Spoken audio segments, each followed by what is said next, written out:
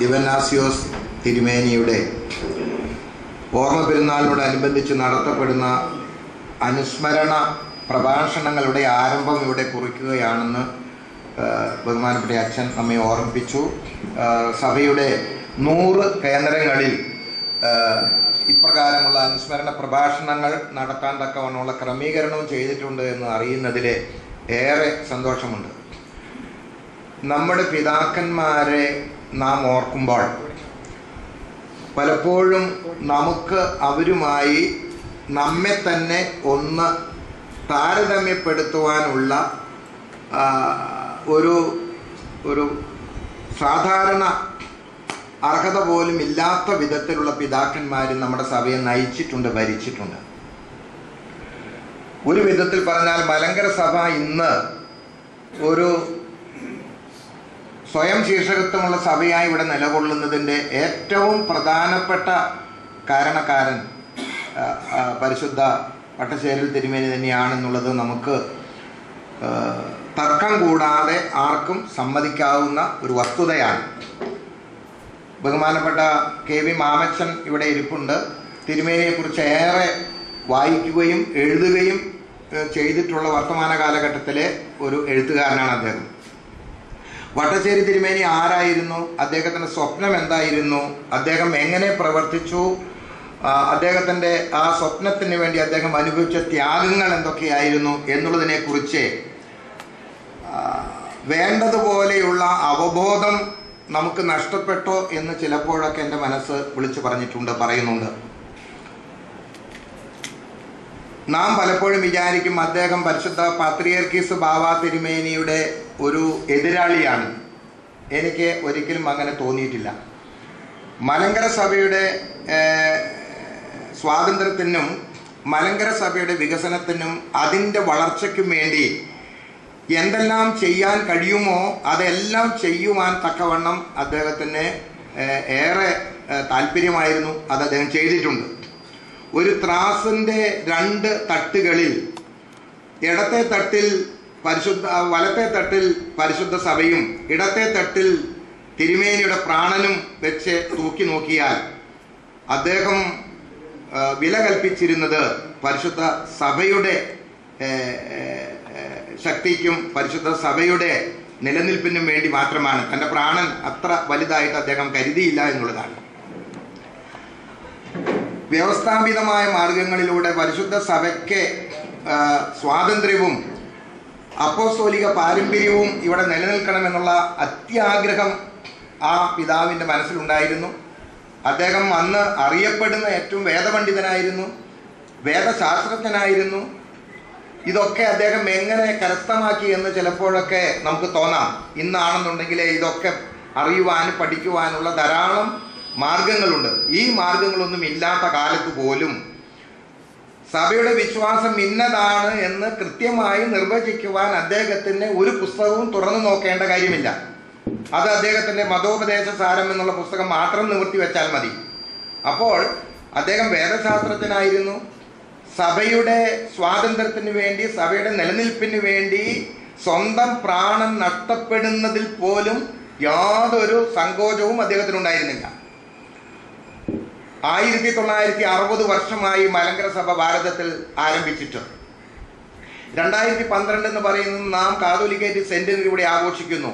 ആ സെന്റിനറി ആഘോഷിക്കുമ്പോൾ നാം മനസ്സിലാക്കേണ്ടത് മലങ്കര സഭയെ ഭാരതത്തിൽ ആരംഭിച്ച് 1960 വർഷത്തെ ജൂബിലി എന്നോ ഓർമ്മയെന്നോ വാർഷികമെന്നോ പെരുന്നാളെന്നോ എന്തു വേണമെങ്കിൽ നമുക്കതിനെ സംബോധന ചെയ്യാം.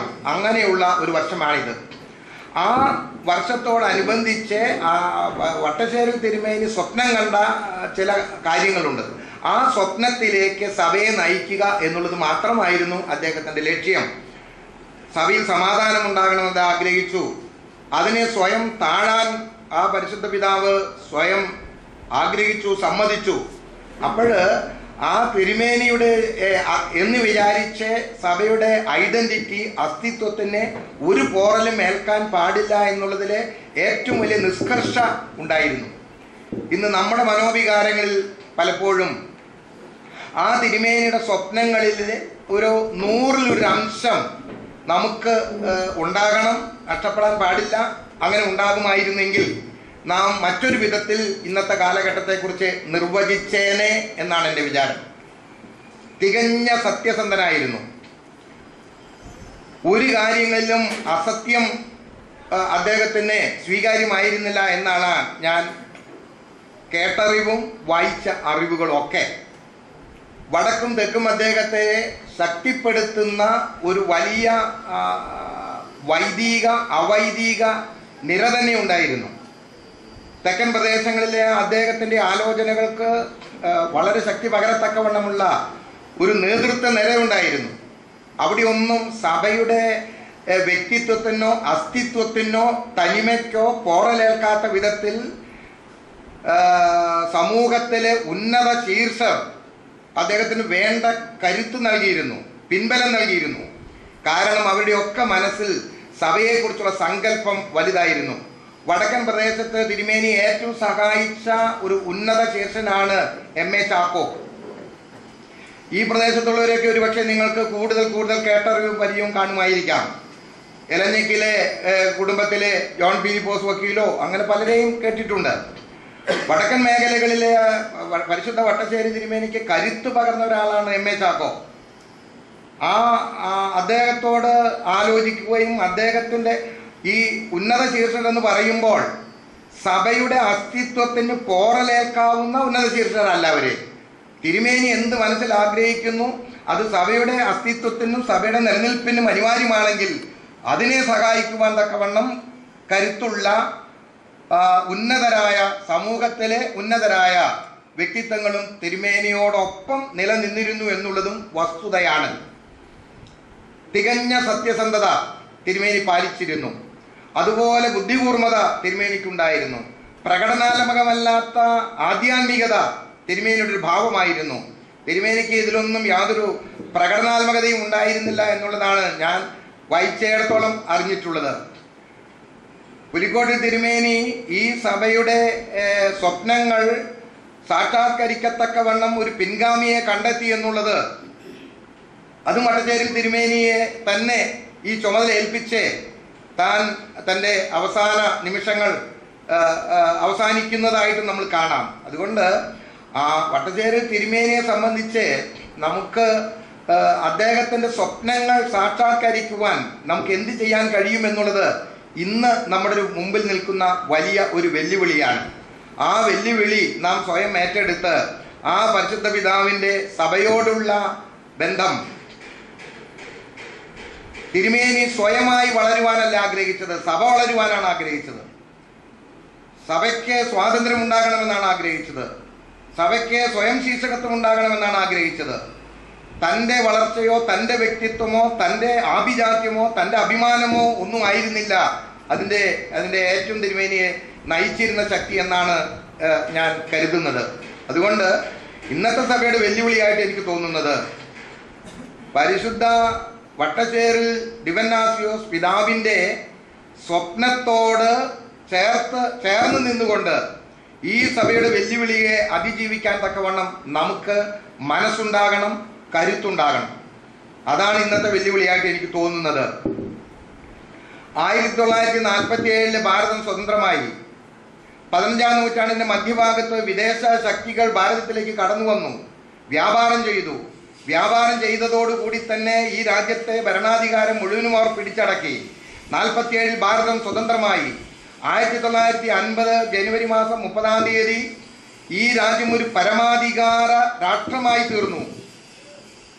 അങ്ങനെ പരമാധികാര രാഷ്ട്രമെന്ന് സ്വയം പ്രഖ്യാപിക്കാൻ തക്കവണ്ണമുള്ള സൗകര്യം ഉണ്ടായിട്ടും പിന്നെയും ഈ ഭാരതത്തിലുള്ള ഏതെങ്കിലും സമൂഹമോ ഏതെങ്കിലും പൗരന്മാരോ ഏതെങ്കിലും വിദേശ രാജ്യത്തോട് കൂറു പുലർത്തുന്നുവെങ്കിൽ അവരെ രാജ്യദ്രോഹികൾ എന്ന് തന്നെയാണ് അന്ന് വിവക്ഷിച്ചിട്ടുള്ളത്. എന്ന് പറയുന്നത് പോലെ ഇടക്കാലത്ത് സഭയുടെ സ്വാതന്ത്ര്യത്തെ നഷ്ടപ്പെടുന്ന വിധത്തിൽ വിദേശ സഭകൾ ഇവിടെ വന്ന് ഓരോ മുടന്തൻ ന്യായം പറഞ്ഞ് ഈ സഭയുടെ പരമാധികാരം സമ്പൂർണമായി കീഴ്പ്പെടുത്തി വിദേശ സഭയുടെ ഒരു ഭദ്രാസനം പോലെ ഈ സഭയെ നയിക്കുവാൻ അവർ ആഗ്രഹിച്ചു, പ്രവർത്തിച്ചു. സത്യമാണ്. പക്ഷെ അതിൽ നിന്ന് സ്വാതന്ത്ര്യം നേടാൻ ഇന്നും ഒരു സമ്പൂർണ്ണ സ്വാതന്ത്ര്യം നേടാൻ സാങ്കേതികമായിട്ട് നമുക്ക് കഴിഞ്ഞിട്ടുണ്ടെങ്കിലും നമ്മുടെ മനസ്സിൻ്റെ ഉള്ളിലെ കുറേ കോണുകളിൽ, കുറേ ആളുകളുടെ കോണുകളിൽ വിദേശ മേധാവിത്വം ഇവിടെ ആവശ്യമെന്ന് വിചാരിക്കുന്നവരും അങ്ങും ഇങ്ങും ഒക്കെ കാണുന്നു.